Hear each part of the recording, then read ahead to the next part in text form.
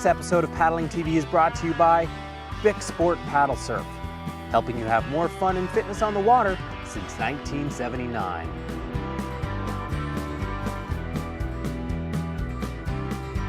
For more information, visit bicsup.com.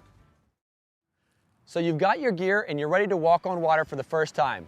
The first thing to do is to find an appropriate place to get your feet wet. One of the great things about stand-up paddleboarding is that you can do it on just about any body of water. But in the beginning, it's important to choose a calm location. When I say a calm location, I mean a spot that's protected from both wind and waves. In fact, wind is the single biggest factor when choosing a paddling location. And if there's a strong wind, you're probably going to want to wait for calmer conditions if you can't find a sheltered spot. Another factor that makes a good stand-up paddleboard launch is a smooth entry point to the water, like a sandy beach, grassy field, or a boat dock. Really anywhere that makes launching your board easier and falling off your board less dangerous. Now that you've chosen the right spot to launch, let's take a look at how you'll get on your board.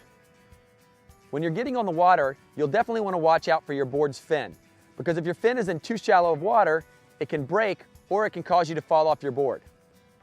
To avoid this, you're going to wade into the water with your board between you and the water. You're going to wade out into the water until you're in about knee-deep water before you get on. The only exception to this is if you're in the surf zone. In the surf zone, you don't want to have your board between you and the oncoming waves, so you'll hold your board between yourself and the shore. To get on board, place your paddle perpendicular to it, just in front of the carry handle, with your hands over the paddle shaft.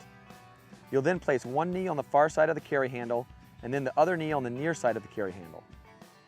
If this is your first time on a stand-up paddleboard, you'll definitely want to spend some time paddling around on your knees. Not only does this let you get a feel for the board, but kneeling is an important position to be familiar with, because it's a great position to assume when you need a break from standing or if conditions get rough.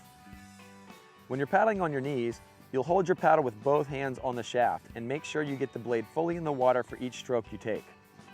To switch sides, take your top hand off the shaft, let the paddle blade swing to the other side of the board, then place the hand you took off under the bottom hand and slide the bottom hand up the shaft. Once you're comfortable paddling around on your knees, it's time to stand up. To stand up on your board, place your paddle across the board in front of you with your fingers over the shaft. Now look towards the horizon, tuck your toes, and one at a time, bring your knees up to your chest and place your feet flat on the board. You'll then just press up like doing a squat with your back straight. As you're standing up, try to keep your feet flat on the board instead of being up on your tippy toes. This is a much more stable position. Once you're up, get your paddle in the water quickly, because when your paddle is active in the water, it helps you maintain your balance.